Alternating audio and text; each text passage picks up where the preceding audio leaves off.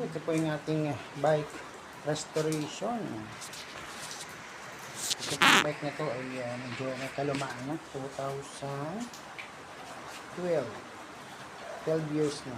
At stock sa taas. Tinanggal ko po muna yung gulong dito. At tayo ng umikot. Stock up po yung gulong dyan. Pati yung gulong po ay damaged na. Pati itong mga preno, brake cable ay damage na din, bulok na. Ayan, tinanggal muna natin ito, hindi kasi umiikot. Lagyan ng langis sa lahat. Gamit tayong WD-40 at langis, use oil. Ayan, tinanggal ko po muna at ito na po, pagkatanggal natin, ayan dito, sira na po yung gulong ko, may tama na po yung matagal na nakakat at walang hangin, no? Wala tayong pambomba dito kailangan may pambomba tayo dito.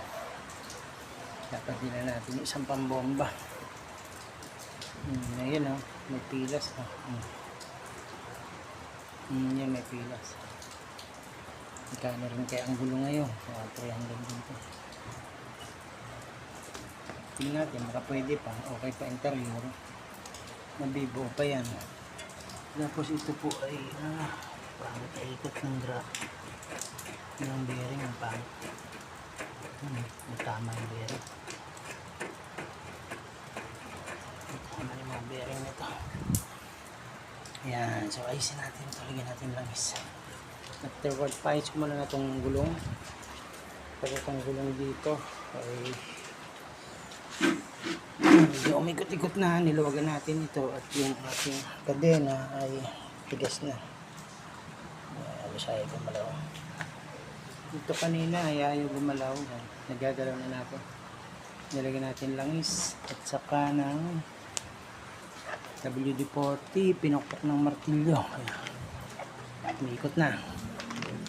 Kanina po ay nakatambak yan sa taas na walang galaw-galaw to. Stock up. Ngayon ay parang well oil machine. Ayan, okay na, no? Okay, ito pa. Ito, umiikot na rin. So, gulong na lang. At ang kadenang sobrang daming kalawang. Babad natin lang sa gas ko. Gasolina. Pababali na natin ang matagal sa gas or langis. Para maglaro siya ng gusto. Ayan. Babad-babad muna natin to. At ito tatanggalin natin yung gulong, dadalhin natin sa vulcanizing.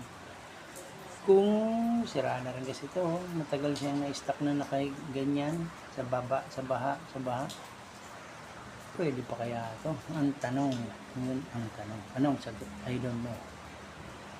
Tingnan nga, kung pwede pa. Interior kaya yan. Mukhang may sira din. Bulok na yung interior. Tignan natin. Yung stand, yan stand. Nagana pa naman, pero kalawang, dami kalawang. Ito ma-restore, pintura, steel brush, para maayos. Pero ang ikot niya is okay pa. Okay pa yung bearing. May konting uganar ng bearing. Yan, ang grasa, langis. Okay, sige. Update ko kayo pag na-restore na natin ito. Magkano magagastos. Pinapatanong ni Casey kung magkano magagastos nito. Baka sa gulong lang, ay Diyos ko day. Gulong pa lang, libo na. Try natin. First step by step. Try natin muna sa gulong. Tapos sa preno, kadena. Okay.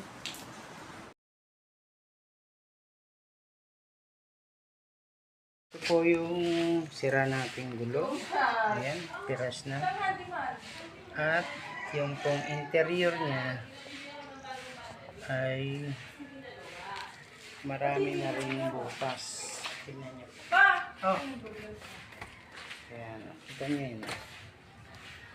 Yung chinek natin tong interior ay madaming butas. Kaya kung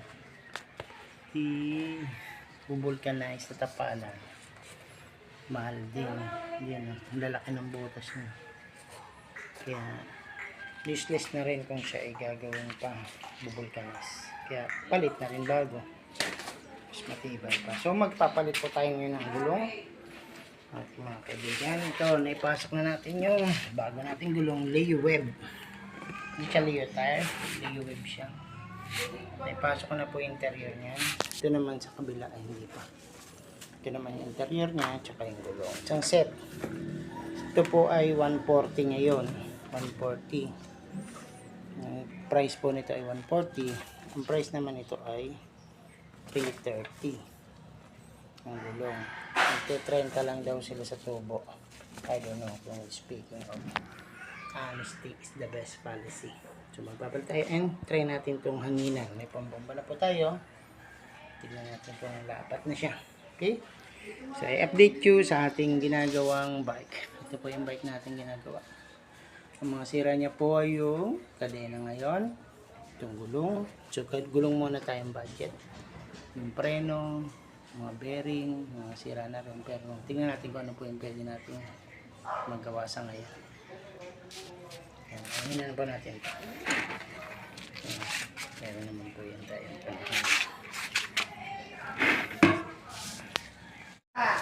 One more! Tama na yan. Ayan na, naglagay tayo ng grasa. Pwede na yan pang basketball team. Tapos yung kadena, sobrang tigas na. Bababad na sa WD para lumambot. Express mo. Malambot na yan. Yung manibela na lang matigas. Tigas ganun eh. Lalagyan pa yan ng grasa.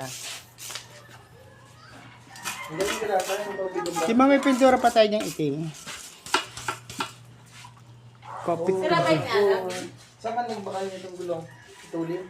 Doon sa pagtawid ng Hacienda Convention, meron pala doon nagtatagong Flower shop? Oo, sarado na. Paliko kay Cuevas ba? Ganun. Yan, nakabit na po natin itong higpitan sa ehe. At nakabit na rin po natin yung stand. At naikot na rin po siya. So, okay na po yung ating job para sa likod. Yan. Medyo makikita po natin yung ating may konting tama na rin yung bearing nito. So, mabilis na siya. Hindi nga lang siya kayang kontrolin ng preno dahil yung preno po ay wala nang function.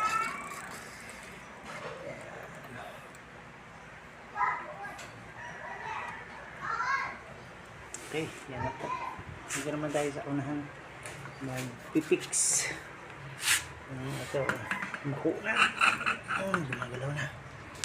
Spray natin ito. Wait lang. Ito natin.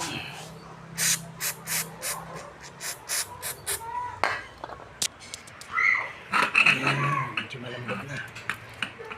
Konti lang marasan pa. Ito ng spray.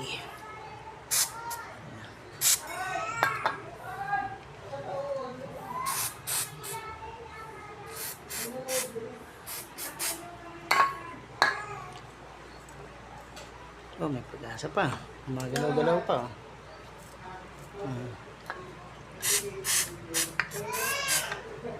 Pagdan pa natin.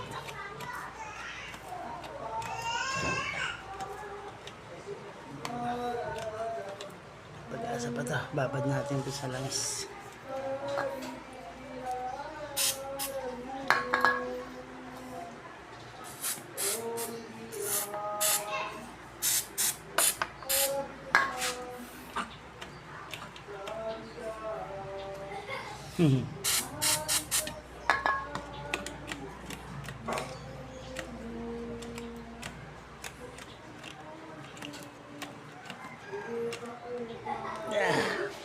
Pag-asa pa yan. Kabit natin yung preno, may pag-asa pa. Fix na po ang ating bicycle from Korea. Ito po ang lumang gulong na marami ng butas, kaya hindi na po natin pinabulkanize kasi mas maganda na po yung bago. ginawa na po natin siyang tali. Di ba? Pwede po siyang isabit pag itatago, ikikip. So, okay na po yung ating brick. Sa hulihan, gawan po natin ng remedyo. Okay na po yung bakal niya. Yung gumagalaw-galaw na po siya. So, binabad-babad lang siya sa langis at saka sa WD-40. Okay na po siya at sasakyan na. Pati po yung rotation niya is okay na rin.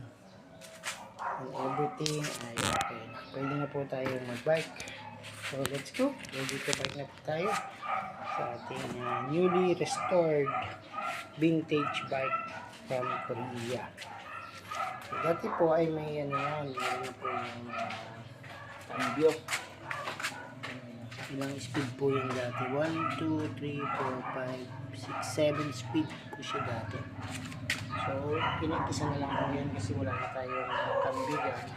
At yung harapan po ay mayroong 3 speed. So, hindi naman na po mahalaga yun. Mahalaga na po ngayon ay nasasakyan siya at nasasakay. Nakakaandar. So, ang payo nga po dyan ng ito daw pong rim ay medyo oblong na. Kaya ayusin natin po yan sa susunod. Tulang na lang po tayo ng brake sa harapan. So, kailangan lang natin ng cable. Meron tayo makapang cable. At yung maliit na baka makagaya nito. Okay na siya. So, thank you for watching. Sana po may natutunan kayo sa ating video for today.